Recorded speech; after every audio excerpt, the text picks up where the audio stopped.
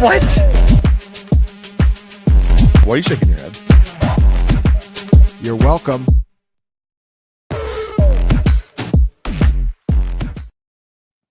What's up, Fantasy Points? We are back with the DFS cage match for week 5, where every week, well, almost every week, it's me and Jake Tribby, and then a rotating guest. This week, we have 2 new faces here.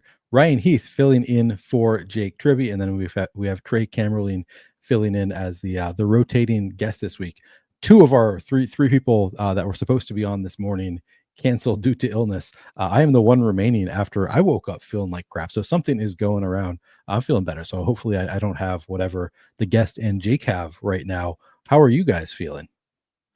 I'm feeling good. I'm really just wondering, like, is the Jake cage match curse going to transfer to me? Is it going to transfer to Trey? Like, I don't know exactly how that works, but yeah, it transfers for sure. Yeah.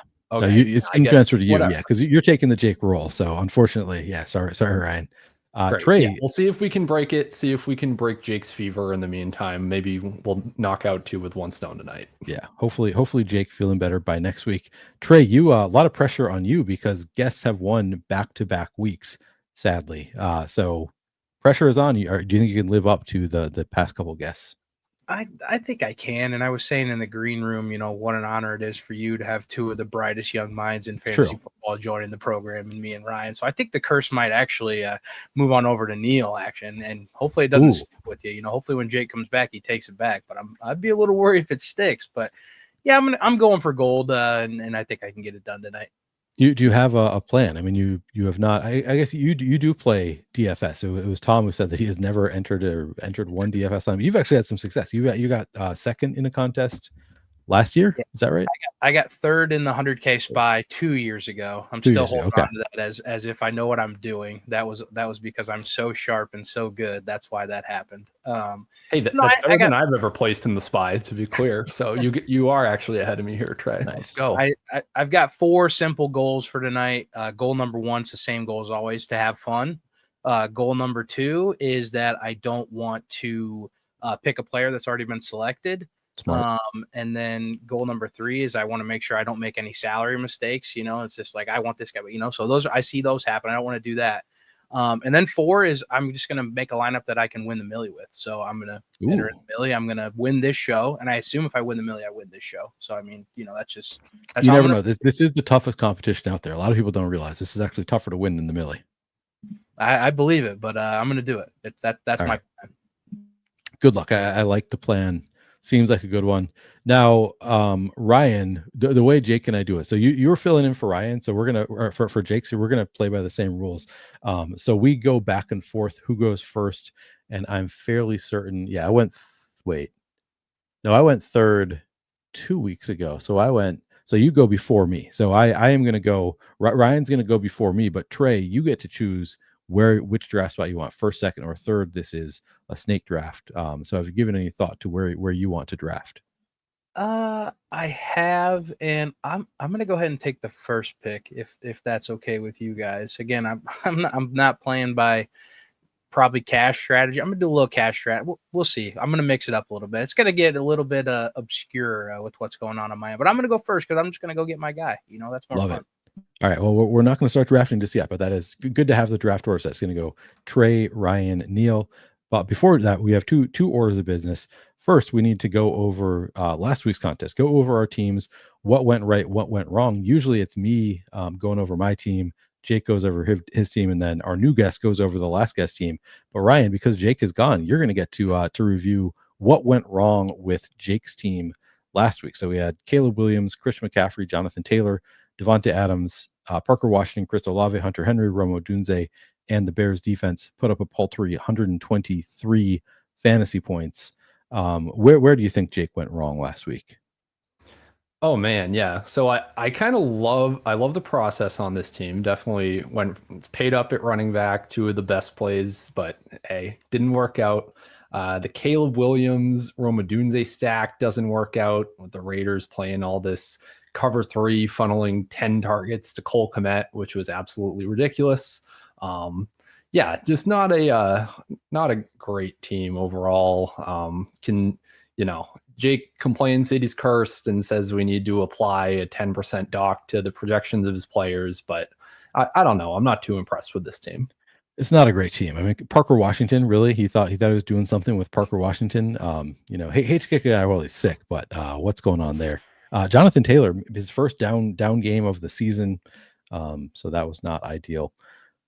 My team, I got pretty unlucky, I think. So I was chasing EMAC, and I was only like 35 points back with my full stack going on. In the afternoon games, he had Ashton Genty. I had Geno Smith, Jacoby Myers, Trey Tucker, and Puka Nacua. And somehow Geno Smith, Jacoby Myers, and Trey Tucker did absolutely nothing. Every passing touchdown that Geno Smith threw was to Ashton Genty. So I thought I was going to be catching up and passing EMAC easily. Instead, EMAC was getting all of those touchdowns from my quarterback. Ultimately, I mean, this is on me for going with a Raiders stack. Like you have to understand that that's within the realm of possibility that even against a terrible Bears team, the Raiders might just suck.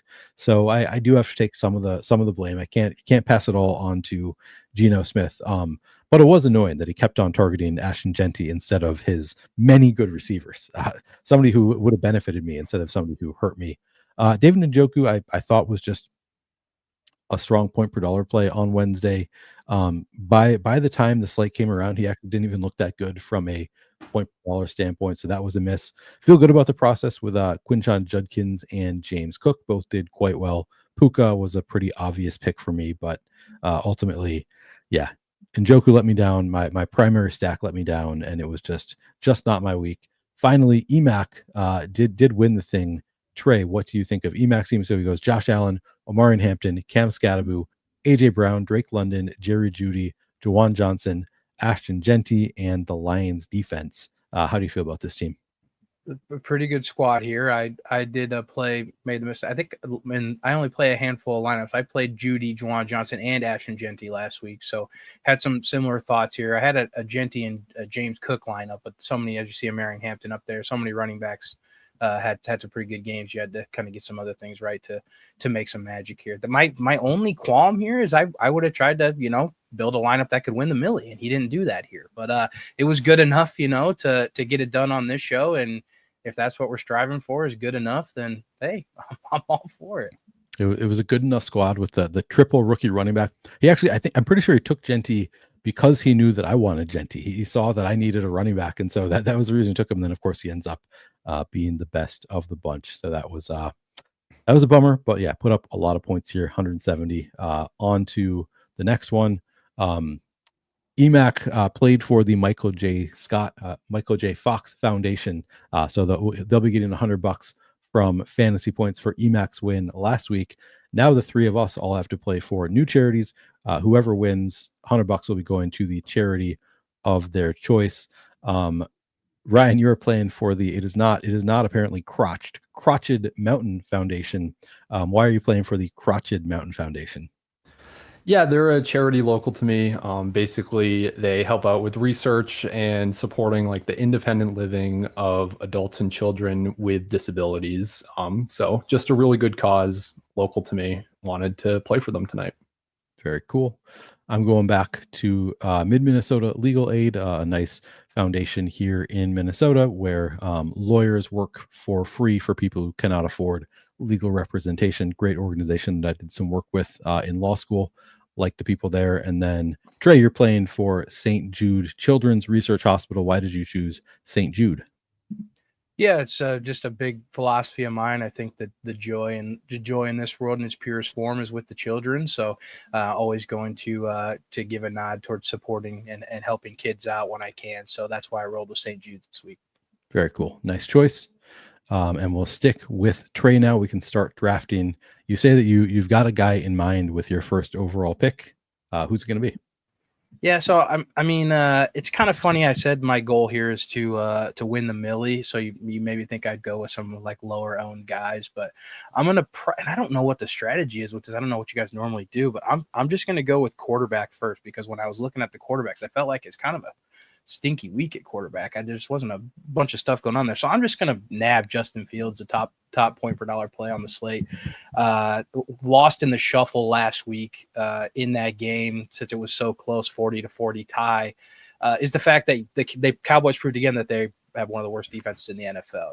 Kind of because they were able to stick around and make the game interesting, that kind of hasn't been harped on as much this week as maybe it has the last couple of weeks. So, and Fields is that type of guy that he can, absolutely just destroy a slate. So the guy that can break a slate with his legs, you can run him naked, and he's going up against one of the worst defenses in the NFL. I don't see any reason why not to take Justin Fields. So that's who I'm rocking with.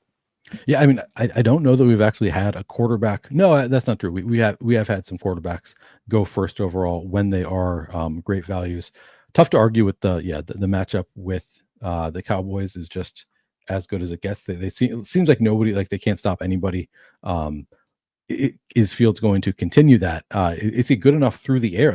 That's my one question with Fields this week is like, so they can't stop anybody through the air, but if they know that Fields can't really throw it, I don't know, if they just stop him running, maybe he's not good enough to take advantage of it. What do you think, Ryan? Do you like the Fields pick? Yeah, I guess like spoiler for advanced matchups, I'm going to be the one guy that is afraid to play Justin Fields this week. I mean, I won't care if he's going to be sub like 15 to 20% owned or something, but if he like starts becoming actual chalk, I'm going to be a little bit nervous just about all the zone coverage, all the cover 3 that the Cowboys like to play. Generally makes it harder for quarterbacks to run. Fields I don't trust as a passer whatsoever. I just don't know schematically that it's as great a spot as it looks. I mean, he could also just run for 2 touchdowns and nothing I say matters. So I'm not like full fading him or anything, but I want to get creative with Fields this week is how I'm putting it. Like I want to be careful about the types of spots I'm using him in. Yeah, I think I'm on the same page. For a 3-man, I do think he makes more sense. He might get ownership in a GPP, and we'll have to think about fading him. But yeah, for a 3-man, makes perfect sense. Ryan, now it is your pick. We will go to you. Do you have anybody in mind for your second pick? I do. Yeah, I'm just going to take who I think is the best play on the slate, and that's just Breece Hall. So kind of similar logic, same exact game. We know the Jets really want to be run heavy. Very good chance that they'll actually be able to in this game. Hall just is going to get the entire goal line role more than likely with Braylon Allen on IR now. He is also active in the passing game. Like everything about Breece Hall at 5,600 against the Cowboys just looks amazing to me, and I think he's gonna be excellent chalk this week. Yeah, I mean, so you guys are both taking players against the Cowboys. We'll see if I continue that theme. I'll have to think about whether I want to continue picking on the Cowboys. Interesting. Looking through the point per dollar, it's pretty different depending on where you look. Okay, so we're maybe not updated everywhere. Just looking through my point per dollar projections. So man, it's tough because we've got some really strong value plays on this slate, but I can't decide if I actually want to go there. And I think I'm going to skip it. I think I'm actually going to count on being able to find some better value later on. I'm going to start by going with Devin Achane at 7,300. Like the matchup, love the role for Devin Achane. So maybe a little bit off the board in terms of he's not the like top point per dollar play, but I think he's just a really strong like floor ceiling combo. He prior to the last game where he only got targeted twice, he had been targeted like 9 and 10 times in his 2 previous games. Feels like almost a can't miss spot for Devin Achane. So that's where I'm going to go first. And then with my second pick, got some really strong options here. I think I'm going to go with, yeah, there's a lot that I like quite a bit. I'm going to go with Garrett Wilson. So I am going to hope that the Fields play works out, but it works out specifically through Garrett Wilson, and he soaks up all of the receiving work there. Any comments on my picks from either of you, Devin Achane and Garrett Wilson? Yeah, I mean, you cannot argue with Devin Achane in the Christian McCaffrey role where the Dolphins just have no receivers now. And it's yeah, please get me another 10 to 12 targets per game for Devon Achane. That would be amazing. Yeah, I'm down with that as well. Yep. Trey, are you upset that I stole Garrett Wilson from you? I'm not. I don't know that stacking is necessary in this format. How I did say I'm playing for the millie though, so maybe I will do some stacking. But that's what I liked about Justin Fields. It gave me the flexibility to potentially run a naked quarterback. If you're going to run anybody naked, that might be one of the guys to do it. So I don't feel too crushed, but yeah, I'm okay with the pick. All right, we'll send it back to Ryan. You've got Breece Hall. Who else do you want? Yeah, next pick, also pretty easy. There were two guys I wanted with my first two picks, and I'm going to get them both. I'm just going to go ahead and take Omarion Hampton off the board. So we're going a little chalky, top 2 point per dollar values at the running back position. But I really love this matchup for Hampton. The Commanders have been the biggest run funnel in the NFL for the last full year plus 4 games running, especially over the past 2 weeks. Bijan completely destroyed them last week. It's just something they do schematically. They are always defaulting to having way too many defensive backs on the field, even against the run. So yeah, give me Hampton getting every single relevant running back touch for the Chargers since Najee Harris went down, finally found some efficiency, some explosive plays last week. I love him as well at 6,500. Yeah, Hampton looking like he could be a smash with now that Najee is out for the season, might be a pretty great value here. Trey, back to you. You have Justin Fields 55.50 left per player, so you get back-to-back picks now. Yeah, I don't want to be the guy that's going too cheap too early here, but Omarion Hampton was going to be my pick had he made it back to me. I feel like this is a bit of a reach and I've got some time, but I am going to go with Woody Marks, Texans running back, pretty cheap at about 5,500, 54. And this Ravens defense is just beat up. So it's not as scary a matchup as you would possibly or potentially think. And I think there's multiple outs for Woody Marks in this game. Obviously, he's a phenomenal pass catching running back. So, and he's getting the volume on the ground. So maybe the Ravens do come out and they're a competent organization. Maybe they put a competent game together and then he's catches some passes later in the game in a positive script, or maybe he just comes out and he bell cows and he gets 20 carries and kind of goes to the moon that way. So with the question marks surrounding the Ravens, I'm going to jump on that cheap Woody Marks early. And then for my next player, again, I don't want to go too cheap, but maybe I'll just get the cheap guys out of the way.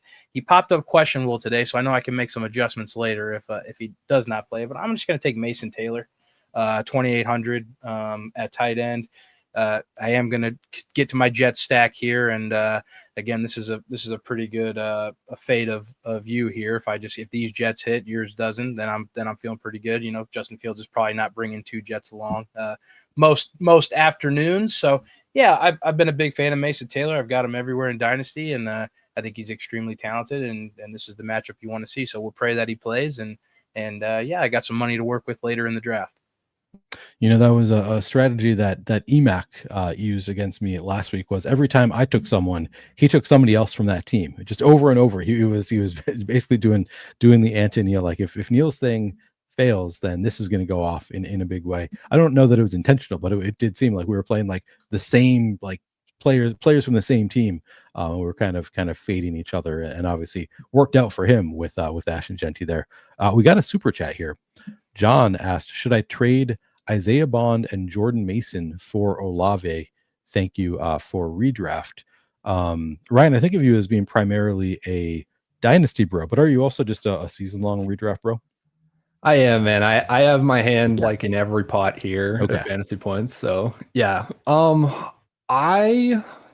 This is going to be pretty team dependent for me. I think rest of season I would prefer Olave over Bond and Mason. But like if you're relying on Jordan Mason in your RB2 slot right now, I don't think it's like a trade you have to make. But yeah, assuming appropriate depth and everything, I would prefer to have Olave. Trey, same page? Yeah, I think so. I mean, again, if you're a team that's maybe a little more down in the dump, I think there is some upside with Isaiah Bond, and obviously we'll see what happens with Aaron Jones the rest of the way. But yeah, so again, and you always run into the risk with Chris Olave. He's one injury away from missing 4 games, so it's not like a typical player where if he gets hurt, you miss him for a week. If he gets a head injury, he's done for a month. So I probably. It's this one's really close. I probably stand pat and hope with the Bond upside, but it's very team dependent, like Ryan said. Yeah, it's like what depth of league does Isaiah Bond become somebody that you're interested? Like, I would assume not a 10-team league. You're probably not sitting on Isaiah Bond unless the bench is like 8 deep or something. But like a 12-team 6 deep, maybe. I don't know. At what point do we start? Because to me, like, I don't really think of Isaiah Bond as somebody that I'm super targeting in redraft. Different story for like dynasty or keeper leagues. But somebody who's like, yeah, maybe it's kind of a borderline, stash him on the bench, hope for the best. So yeah, I think there's a lot of factors going on. Like your league, how deep is your league? Where like is Isaiah Bond actually worth something to you? And then like Ryan was saying, like your team, do you need running back depth? Do you need wide receivers? But like overall value, I think that I'm with Ryan that like Olave is worth more than Mason plus Bond in a majority of leagues. So hopefully we answered the question well enough. Appreciate the super chat from John. We will send it back to Ryan. Breece Hall, Omarion Hampton. You're rubbing it in our faces that we let you get the 2 guys that you wanted. Who else do you want here? All right. So I guess like one of my bigger like macro takes, or not even a macro take, it's just the truth right now, unfortunately, is the wide receiver position is very thin in fantasy football at the moment. There are very few elite wide receivers, even more so on this slate with Puka Nacua in the Thursday night game. So I want to start taking some of these elite wide receivers off the board.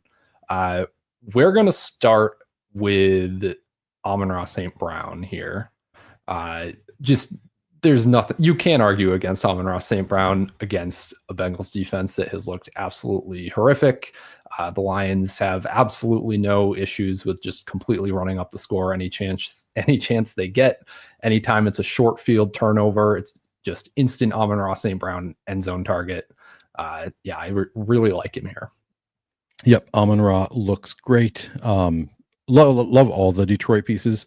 I was saying I just did an underdog show where one of the people on the show said that one of his rules is a lion in every lineup, and I don't hate that rule. Just like somebody's going to put up points against this Bengals defense, so that makes sense to me. All right, then it is back to me. I've got Achane and Wilson, so I've paid up a little bit with my pick so far. All right. I do have thoughts on people that I'd like to play here. I really want to see updated projections for a couple of these guys that I'm considering, because I think they might end up being even better point per dollar plays here. I'm going to go with, man, I don't love that matchup. Screw it. I'm gonna skip it. Actually, I'm gonna go David Montgomery. I really like Montgomery here. He's only 5,200. Yeah, a little bit off the wall here, but going home to this is one where we were talking about on my show. Some narrative for David Montgomery. Apparently, grew up in Cincinnati, going back and playing in Cincinnati for the first time in his career. So maybe just a little bit more likely to get some of that action in the goal line. Already fairly likely. Like he's going to be splitting carries anyway. Maybe the narrative helps out a little bit there with David Montgomery at 5,200. And then from there, and this is, man, it's a real toss up for me between a couple players here. I think I'm going to go with Rachaad White. I think Rachaad White, tough matchup here. But I think at 4,700, just too good of a value there for Rachaad White. And I'm not as confident in the other situation that I was considering. Was that a side? Did I just get a player that you wanted? Yeah, I did not take White because I 100% thought that he would slip everybody's mind since he was not on like the projection sheet that at least Trey and I are currently staring at. I was like, yeah, this is who I'm going to take. I'm going to wait till the end. I'm going to stick him in my flex. It's going to make the whole build work. But yeah, yes, no, I'm so glad I could do that to you. That just made my day. So thank you for that, Ryan. Yeah, I mean he's on some other projection source that I like to look around, he is the top point per dollar value. So what I'm hearing, Ryan, wait. No, you don't do the projections. Chris Weck does the projections. I was going to accuse you of waiting until after the show to update the projections, but it sounds like you don't actually do the projections, so I can't make that accusation. All right, I've made my 2 picks. It is back to Ryan. How are you going to adjust now that I stole the guy who brought the whole room together? God, yeah, I actually have no idea because I have zero interest in like the other kind of like injury, not even free square, whatever you would call it, guys that have opened up. I have no interest in picking Cardinals running backs right now. Okay, you know what? We're maybe making a mistake here, but we're just going to keep plugging away with my strategy, which is I want to take the only wide receivers in the NFL that are scoring fantasy points right now. And the other guy is Jackson Smith and Jigba. But yeah, it's literally Amon-Ra St. Brown, JSN, and Puka Nacua that are actually like generating any sort of fantasy points above replacement. It's those 3 guys in every single per route stat this year. Nobody else is being productive or efficient in the NFL in the passing game right now. So getting both the guys that are on the slate on this team, that feels pretty good to me. So you're paying up to start. So you're putting yourself in a spot where you're going to have to make up some value later on after taking three fairly expensive. I mean, I guess Brees is not that expensive, but paying up a little bit. So trusting in your ability to find some value later. But yeah, I mean, just taking the guys who are going to score the most fantasy points and then hoping for the best from the rest. Not the worst strategy. I'm sort of doing the opposite, where it's like I'm mostly taking some strong point per dollar values and then pushing and figuring out fantasy points later. But Trey, you are going closer to the value end also. So you've got some money to spend here with Fields, Woody Marks, and Mason Taylor. 2 picks going to you now. Do you have anything in mind? Yeah, I'm going to spend a little bit of cash here and just try to, I think we all want pieces of this Detroit Lions offense, and the piece that I'm going to take is Jahmyr Gibbs, 7,700. I don't think there's much analysis needed here. I think it's a good opportunity for them against someone scoring points here, and if it's David Montgomery, I'm in trouble. If it's Amon-Ra St. Brown, I'm in trouble. But if it's Jahmyr Gibbs, I'm in a good spot against both of you. So we're going to add Jahmyr Gibbs to this squad that needs to get a few more dollars out there. And then I think it just makes all the sense in the world for me to take George Pickens at 6,600 and throw him in the wide receiver spot there. So obviously I have Fields and Mason Taylor. So if these guys are going to be scoring a lot of points, the Cowboys are going to need to be scoring a lot of points, and they've shown that they can do that. So just a little correlation there with my tight end and my quarterback. He had an amazing game last week, incredibly talented wide receiver, and kind of looked like a true alpha last week. So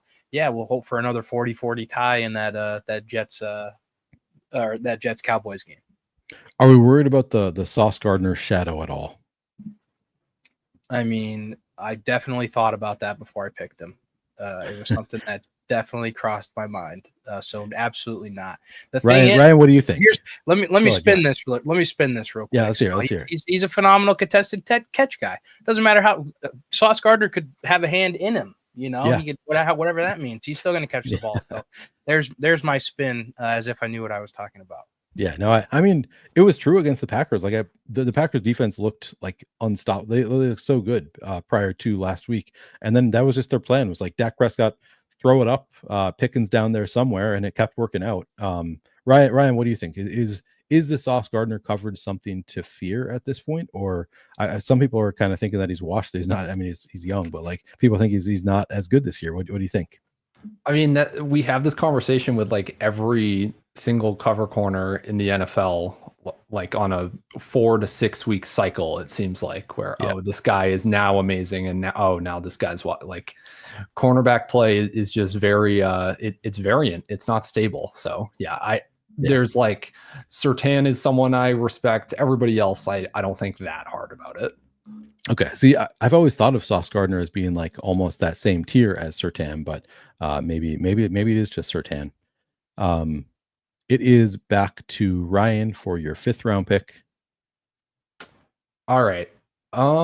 So yeah, as you've been alluding to, Neil, we do need to find some value here. So I'm going to get some value at wide receiver. I'm going to go Troy Franklin. So the role has been amazing over the last 3 weeks, leads the Broncos in route share, first read target share, every receiving category. The Eagles specifically have been vulnerable against play action, which Troy Franklin is the main play action target for the Broncos this year. I really like it. Cortland Sutton catching the Quinyon Mitchell shadow, but Franklin probably moving around the formation, getting away from Cooper DeJean occasionally. So yeah, I really like Franklin as 4K wide receiver plays go. I think he's pretty strong there. He's priced way below what his role has been. Yeah. I mean, Franklin, obviously a pretty strong value right now. I have a little bit more money to spend at wide receiver. It's a toss up though, which 2 I want. So I think that I'm actually going to go with 2 Chargers receivers. I just have to decide which 2 Chargers receivers do I want in this matchup. It feels like Quentin Johnston is too obvious. Like he projects too well point per dollar to not take him. So I think I'm just going to do that. I still think that at some point it's going to be Ladd McConkey over Keenan Allen. Allen is more expensive here. So I think I'm going to go the other way. I think I'm actually going to, he doesn't project as well point per dollar. I'm just not totally buying what's happening with Ladd McConkey right now. I'm not totally buying that he is going to just be the wide receiver 3 going forward. So I'm going with Ladd McConkey, and I'm ready to, and I'm also hedging against myself, my best ball backs, because I have a lot of Keenan Allen already. Thank you, Scott Barrett. And the rest of the fantasy points team, I guess you guys were all kind of in on Keenan Allen, I think. So I've already got my bags packed there. So I'll hedge against myself a little bit with QJ and Ladd McConkey in this one. I have 51.66 left per player. I'm going to send it back to Ryan. You've got 47.25 left per player with quarterback, tight end, flex, and defense left to pick. Yeah, I'm going to take tight end off the board here. I'm going to go with Tyler Warren. He's just been amazing. Like I think he's going to be priced like Brock Bowers was his rookie season by week 8, probably. He is just, speaking of play action, the Raiders have also been very vulnerable to play action. Warren has almost all of his production on play action this year. The Colts run it the most of any team. So yeah, he is in a really great spot here. Love him schematically as well. A lot of cover 3 from the Raiders. Just had 9 targets to Cole Kmet. So yeah, give me Tyler Warren. Looks good. They're using him at the goal line. That's kind of crazy. Has he thrown a pass yet this year? I think I saw people speculating that he was going to be like doing everything, throwing passes, running. I'm not aware of him throwing any passes yet this year. Yeah, I don't think he has a pass attempt yet, but maybe this week. Yeah. Trey, it is back to you with multiple picks to make. You've got 54.75 left per pick with 2 wide receivers, a flex, and a defense left. Yeah, I think, since you took Quentin Johnston and Ladd McConkey, I think it just makes all the sense in the world for me to put Keenan Allen in the lineup here. And just the way I'm looking at this now, as I'm getting into this, is that if I am terrible and I score 60 points and get dominated by Neil, that's what's supposed to happen. Neil's a fantastic DFS player, but my lineup is so correlated against his that if I, if this hits, I'm dominating Neil. I'm looking like the man. So I really have nothing to lose here. So that's true.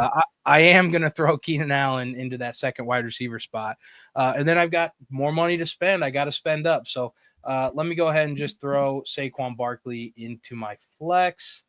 Matchup against Denver. We talked about shadows earlier. It's the the guy you're worried about there in PS2. So maybe they get it going on the ground a little bit against the Denver Broncos. And, again, Saquon's got the, slate breaking upside, as we all saw last year many, many times over, one play into the crib. So that's what I'm going to do. I'm going to spend that money, and now I'm feeling pretty good. Looking good. Yep. Not bad. Saquon getting some projection in there. All right, going back to Ryan, what one pick here, 47.33 left per player with a quarterback, flex, and defense left. Yeah, man, this is tough. There's just two QBs I'm deciding between, and there's one that I want to pick, and there's one that the projections say I should pick, essentially. So I'm going to pick the guy that the projections say I should pick, maybe against my better judgment. I'm going to go Daniel Jones here. And for pretty similar reasons to Tyler Warren, I just think that this Raiders defense is kind of set to get ripped apart by play action. Jones is a threat at the goal line always. I've got him in a little stack with Tyler Warren. It's pretty solid to me. The other guy I was considering was Dak, but okay, that might just be served up on a silver platter for you, Neil. You didn't want to? No, I don't think that's the way I'm going. I thought you were going to say what you want to do is take Justin Herbert off away from me, because I've got the double stack here. Obviously, in a 3-man, I don't need to do Justin Herbert, but he's only 100 more expensive than Dak, and I've got the double stack. So I think what I'm actually going to do is leave my quarterback spot now that I can, because you guys both have quarterbacks. So from a playing the game standpoint, I don't need to take a quarterback here. So I can take a defense and a tight end that adds up to, what is it, 9,400? Am I doing my math right? Wait, 90. I'm doing my math wrong, I think. Yeah, wait, 9,400. Yes, 9,400. So I can take a defense and a tight end, adding up to 9,400. And then I should have just enough left over for Justin Herbert. All right, so tight end. Oh, Trey McBride's only. I'm just going to go. I'm certain that it's Trey McBride who projects the best, but let me double check myself anyway.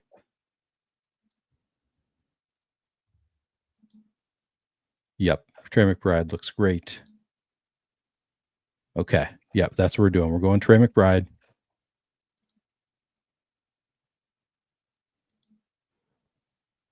And then defense, I can probably take basically whoever I want here.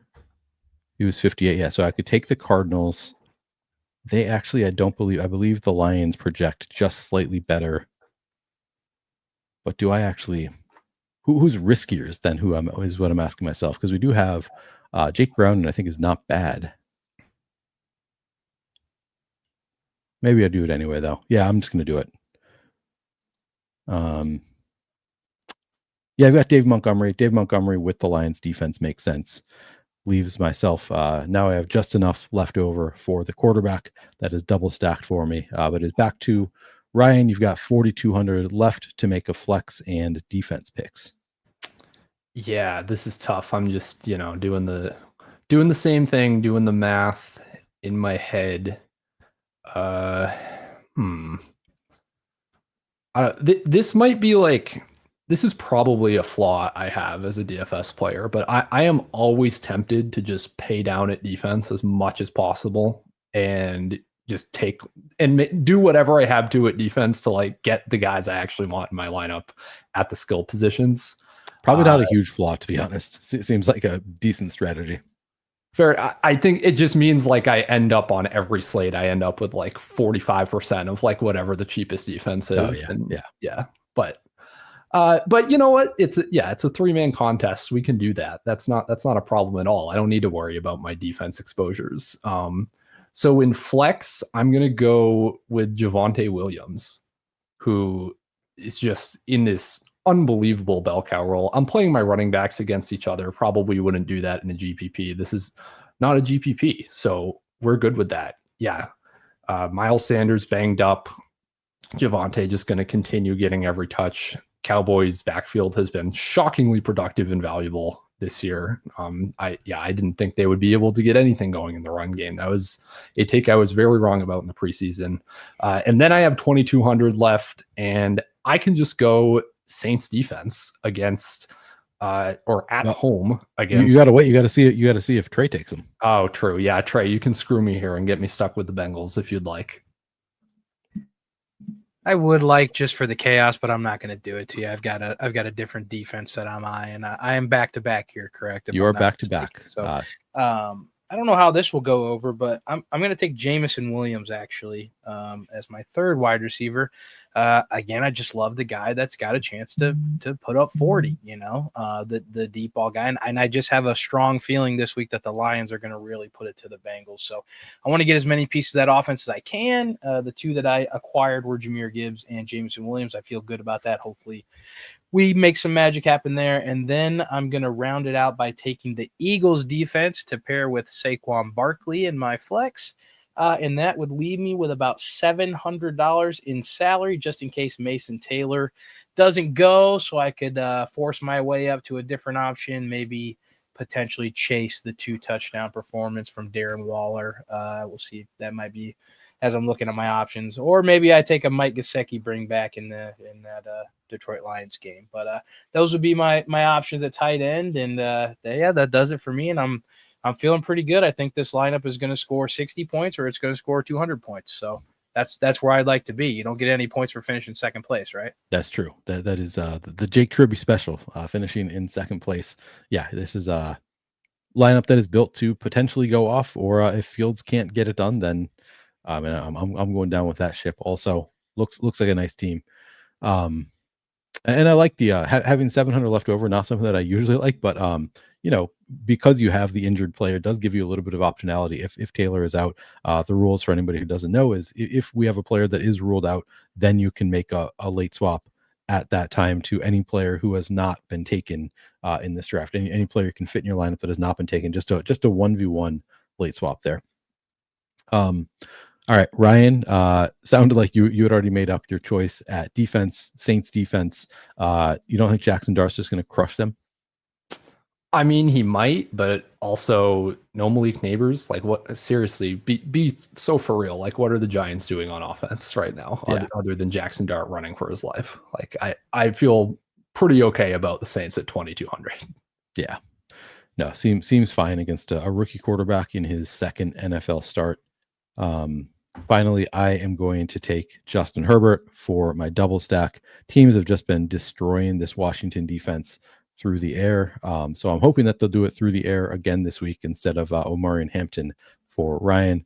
I do see we've gotten a lot of questions, it looks like, about season-long stuff. This is a DFS show, so sometimes people will answer the questions anyway, but just want to make sure people know, like, this is a DFS show. We're not really talking a ton of season long here. And people in chat, of course, welcome to see that. It's tough for me because I'm manning the board and figuring out my picks and trying to talk at the same time, so can't really look over everything. But you're all welcome to answer. But just be aware, this is a DFS show, not a season long show.